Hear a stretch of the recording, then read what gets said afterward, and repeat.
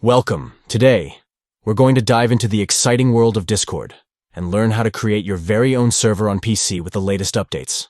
Let's get started. First, grab your PC and open the Discord app. If you haven't downloaded it yet, make sure to do that before we proceed.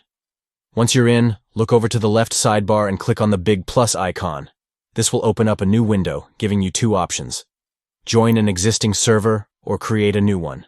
Let's go ahead and click on Create a Server. Now, you'll need to decide the purpose of your server. Is it for your friends to chat and play games, or is it for an official club or community?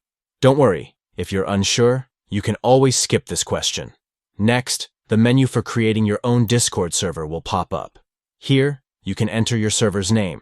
Make it something fun and memorable. Once you've settled on the perfect name, all that's left to do is click on the Create button. And just like that, you have your very own Discord server ready for action.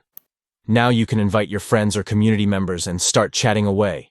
Enjoy your new Discord adventure, and happy serving.